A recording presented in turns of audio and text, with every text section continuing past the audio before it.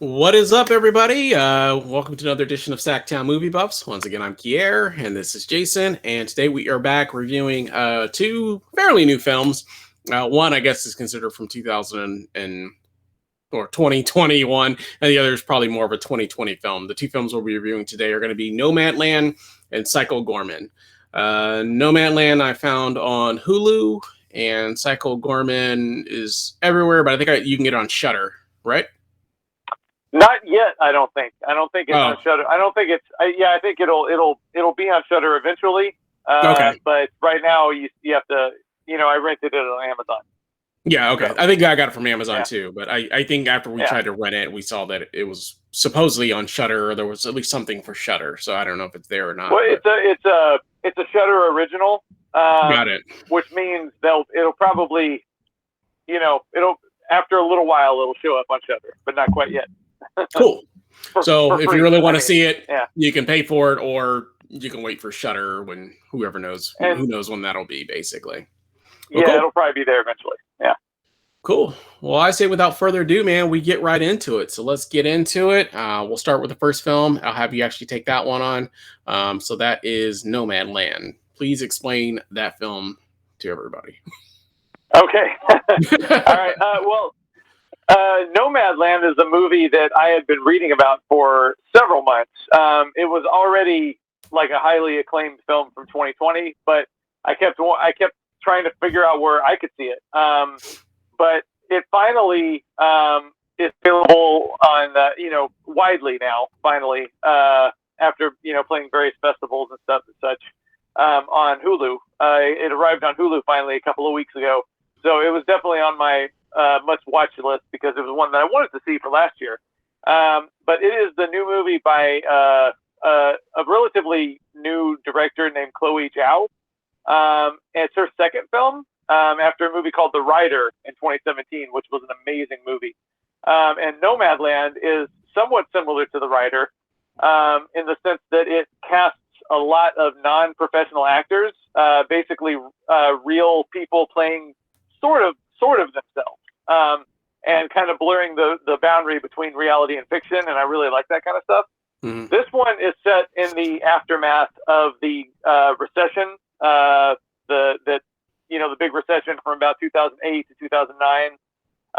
And something I didn't know before I watched the movie, there was a town in Nevada called Empire, Nevada, that was basically a factory town. And when the factory closed, it sent everybody in this town into the wind, more or less. And Frances McDormand plays a woman who was one of those people that was affected by the mine closing and just sent it to the wind, pretty much. But the movie basically follows her life really as a nomad, as someone who has no home, and she basically travels around the desert just for seasonal work here and there. And it's just about that kind of existence and how that's, it's something that I could never fathom what that's like. You know what I mean? Thankfully, I don't really have to worry about, I've never had to worry about having to survive in a van in the desert. You know what I mean? And this movie kind of does a good job of putting you in that mindset if you don't have anything, if you've never experienced anything like that. And it's a very intimate film. Like I said, it like her previous film, it casts a lot of actual nomads in the movie. There's a lady in there who goes by Swanky, the word Swanky, and that's it. It's in the credits, it's Swanky, played by Swanky. So she's a nomad. A lot of the people in the movie are nomads. And it's just like a really interesting portrait of a life that I have no familiarity with, but it made it feel real to me in a lot of ways. And it's also just an incredibly beautiful movie, just like The Rider. There's all these amazing scenes in the deserts, especially around wintertime. It's just beautiful scenery. The acting, of course, is amazing. Frances McDormand clearly picks her roles very carefully because you don't see her all the time. She's not popping up in a new movie every year. So she picks her roles very carefully. And I think, this kind of the role that she was born to play in a lot of ways. David Strathairn is in there too, but I think pretty much everybody else is a non-professional actor. And to me, that really adds to the feeling of overall just honesty and verisimilitude in the movie.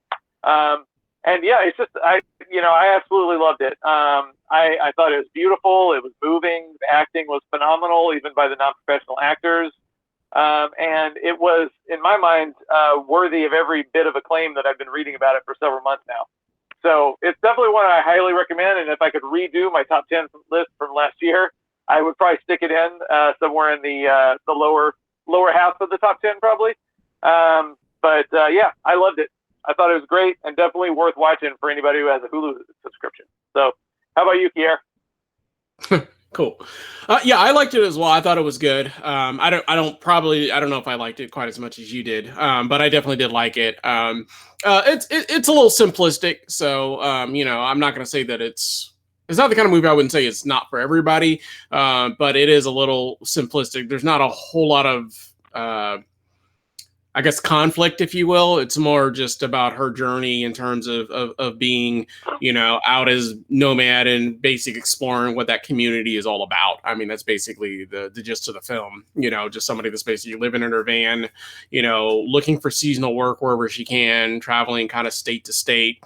I did appreciate the fact that they did use a lot of the real nomads, in the film, because I'm sure a lot of those stories were somewhat similar to what those people have experienced, the people that just decided to make this a way of life, just, living in their camper, living out of their vans, whatever case may be, decorating it, doing whatever they, basically all their belongings are in there. I read a lot of interesting facts about even Frances McDormand in this film, that she, actually was living in the van for a good portion of the shooting of the film as well, to get that real life experience, to kind of see, she's a method actress, so, but she actually was living, and a lot of the belongings inside the van were actually her stuff. So there's a lot of stuff that was in that van that she was actually her personal possessions as well. So, so I thought that was interesting. I didn't know that. Yeah, so that was pretty interesting. I thought that she really was actually living out of the van. In fact, she actually, the job she was doing, she actually was participating in some of those jobs. Like she was working at Amazon, seasonal. So she actually really was working there for a little bit. And in fact, she was actually working at Target for a little bit. They said that a lot of people didn't even realize that she was an actress that was actually in the film. Target actually gave her an application to apply for full-time work, apparently, while she was like working there. Because they didn't realize she was an actress. So she was actually, this lady is good. Yeah, and so she was actually like the cleaning of the toilets and stuff like that, like the campsites and things of that nature. She was actually really doing like the real cleaning and stuff like that. And so she actually really was. So she was living out of it. She was working. She was trying to live as close to possible of that lifestyle, that they were all living. And a lot of the actors apparently in the film, or the people in the film, didn't realize that she was an actress initially either. The main guy, was it David Wells, or what was the Bob Wells? Bob Wells, yeah. Bob Wells didn't realize she was an actress until, I guess, halfway into like shooting. He thought a camera crew was basically following her around, but didn't realize that she was actually an actress, I guess, apparently. I thought that was kind of interesting. Like I said, the film itself, I mean, I know you like those kinds of films where doesn't necessarily like the tree of life and things of that nature, where there's not a whole lot of conflict. For me, I need a little bit more conflict in most of my viewings.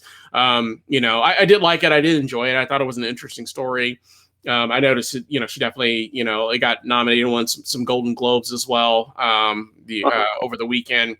And probably will pick up some Oscars. So it's definitely one of those slice of life kind of films where, you kind of watch this person's journey and you learn a little bit more about that lifestyle. And I enjoy that. I thought that was good. I like I said, I don't think I loved it. It didn't make my top 10. It would have made my top 10 for 2020, but it is a very, very good film.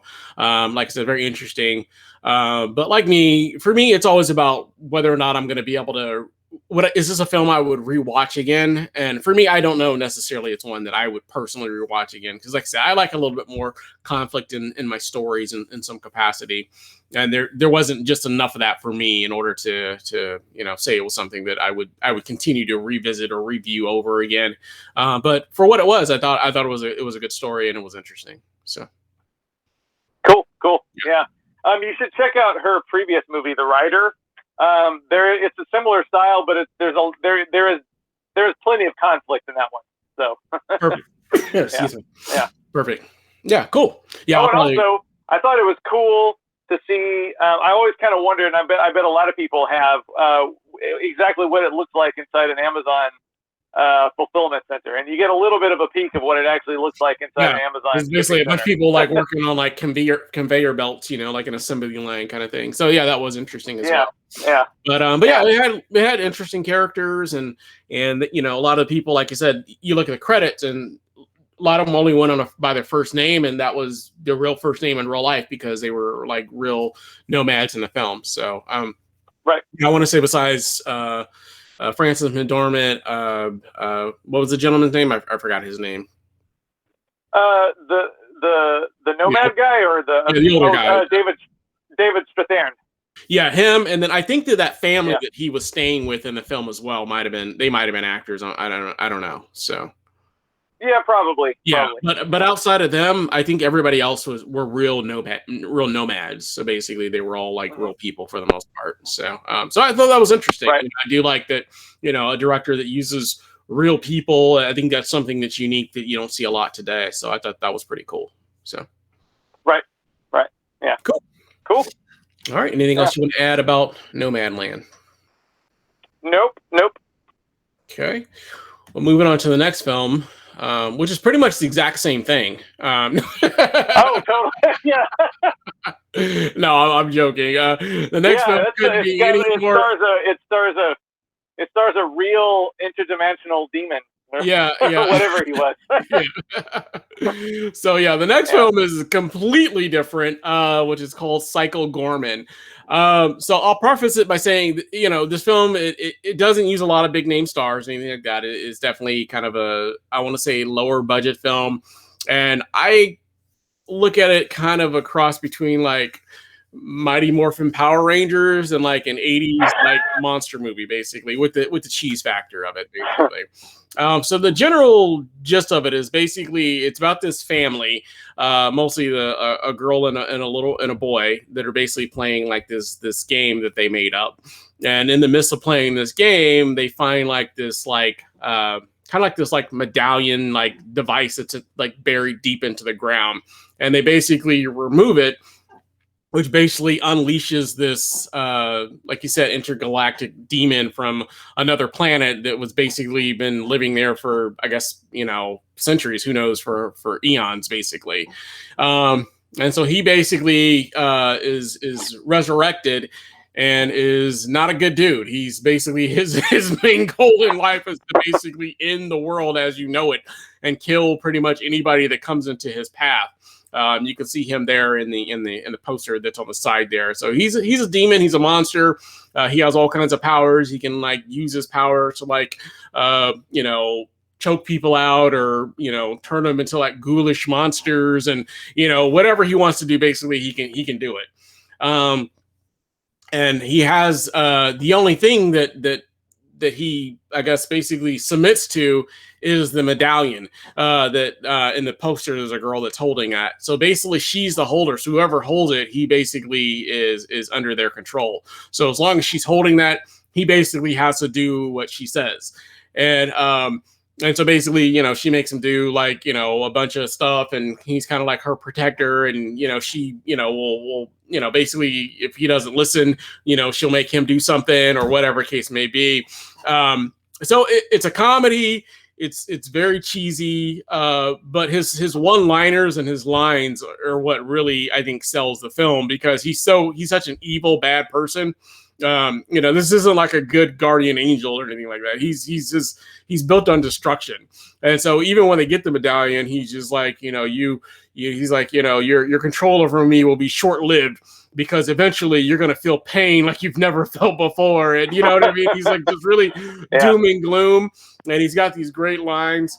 So it is a very, very funny film. It's very hard to explain, but basically that's kind of the gist of the film. Meanwhile, the people that have basically forced him to, I guess, to Earth or whatever, and sent him there, basically they find out he's been resurrected, and they also want to come back and basically to destroy him and finish the job.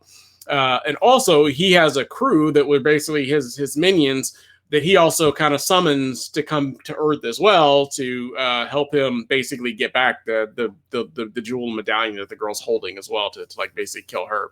And that's kind of the general gist of the movie without going too much into details or spoilers. I enjoyed it. I thought it was fun. I thought it was funny.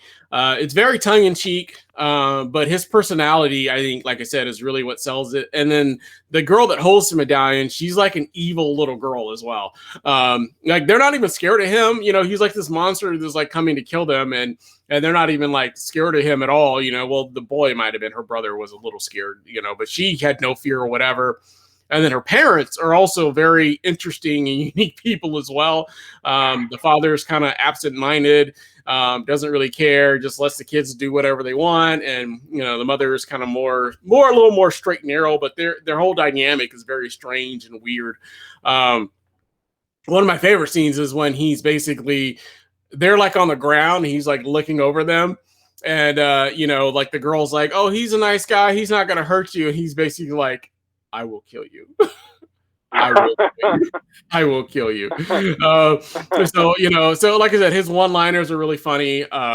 You know, it's a very cheesy film, but I dug it. I don't know. There's something about it I liked. It just kind of reminded me of like some of those old cheesy 80s films that were, you know, badly done. And this one was intentional. You could tell that they were intentionally, you know, kind of paying homage to like some of those old 80s, you know, monster films with like the really bad, like, they use a little CGI, but they also use like real props as well that were like kind of, I think, purposely badly done or made them look purposely cheesy. So if you're into that kind of stuff, then I think you might get a kick out of it. So, but I don't know. Overall, I enjoyed it. What was your take, Jason?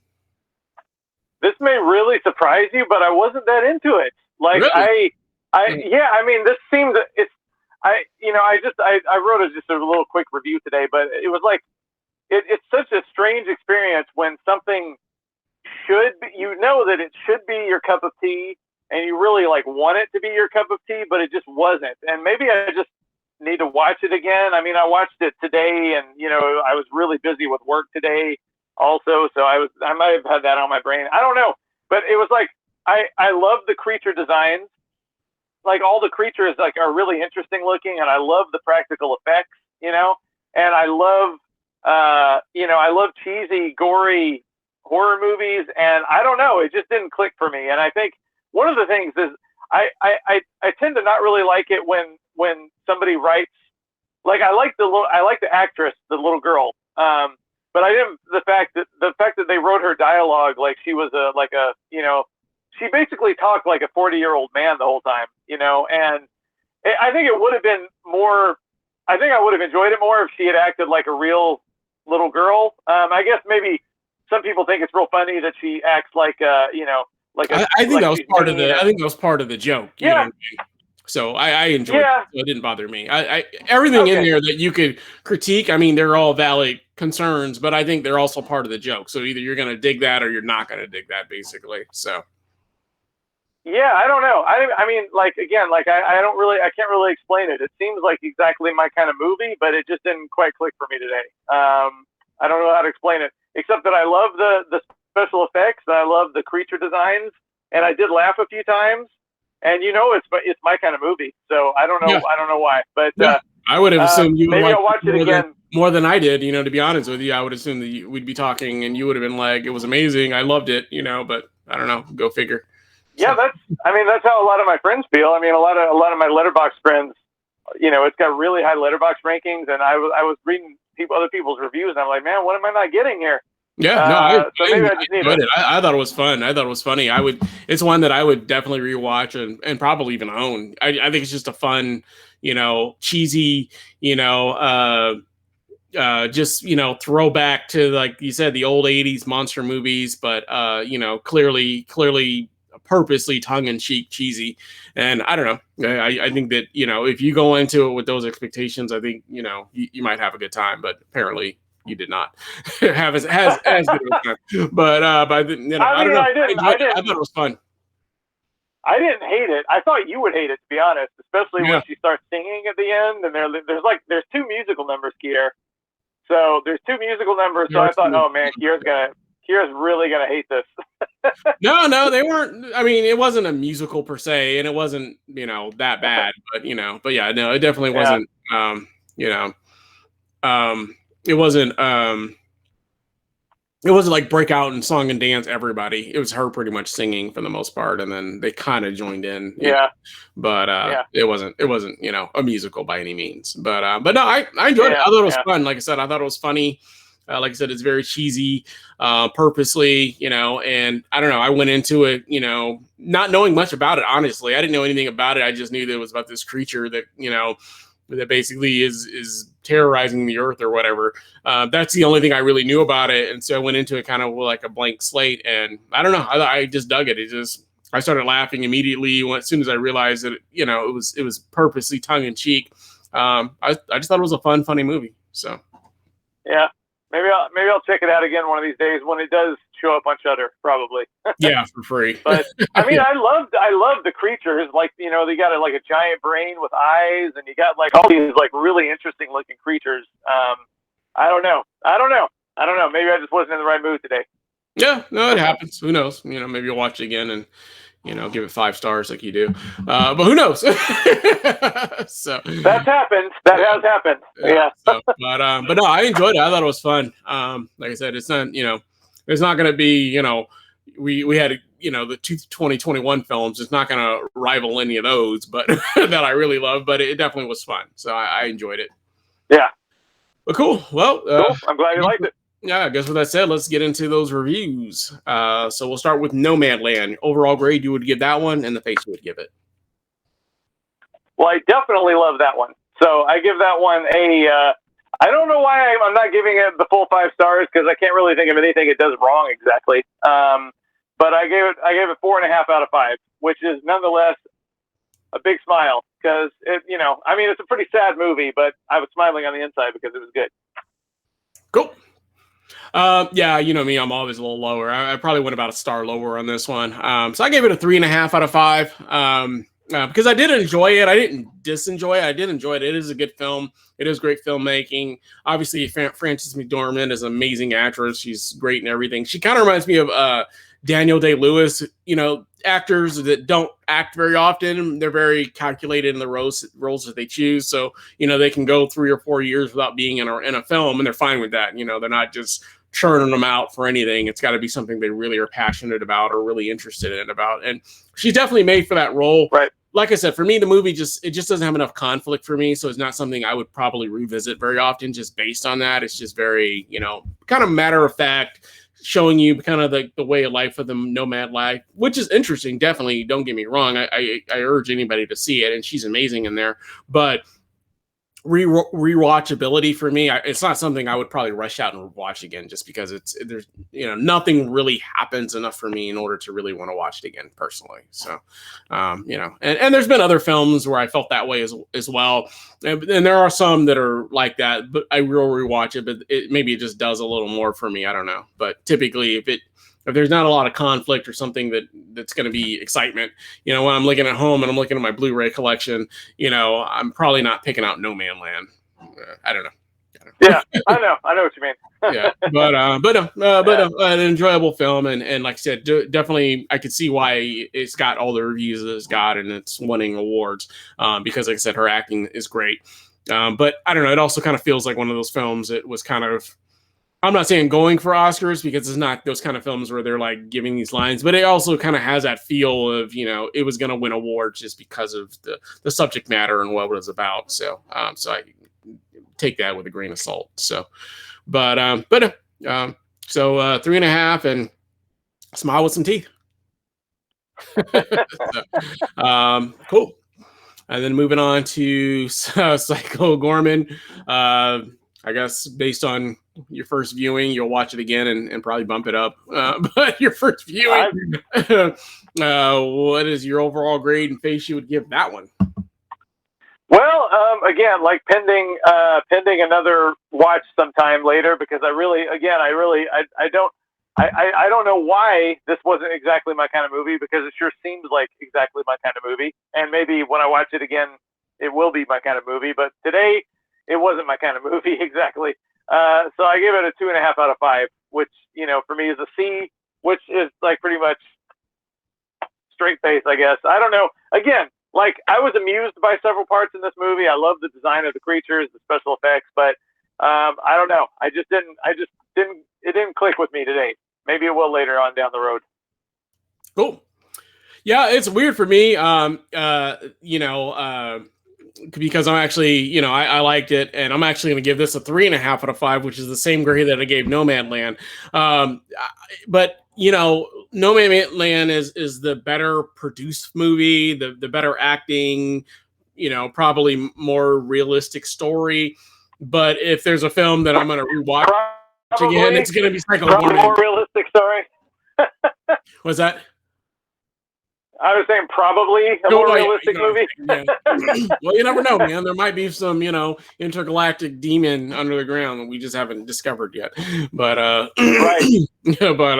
but yeah, it's, you know, obviously more realistic, more the slice of life with that one. But this one, you know, if you present me with two films to rewatch, I'm gonna watch Psycho Goreman. You know what I mean? That's just me. You know, so you know, I'd rather watch that just because it's fun, it's funny, you know, and I can get something out of it. It's one that I could, you know, it's one that, you know, if somebody just wants to watch a movie, I'm going to be like, hey, check out this crazy movie you might enjoy, you know. So I went with the 3.5, gave them both the same grade, but I will acknowledge that obviously Nomadland is the better produced film. It's the one that's going to win awards. Psycho Goreman's not going to win any Oscars or anything of that nature, but as far as just fun, just a fun movie, check your brain at the door, and just enjoy it. I enjoyed it. So 3.5 out of 5. And again, smile with some teeth. So, cool. What anything you want to add about either of those films? Nope. I think we covered it. Cool. Well, let us know down in the comments. Have you seen either film? Have you seen both films? They're obviously completely different. So let us know. Did you enjoy them? Agree with our reviews and our grades? Obviously, always, if you like the channel, we ask that you like, subscribe.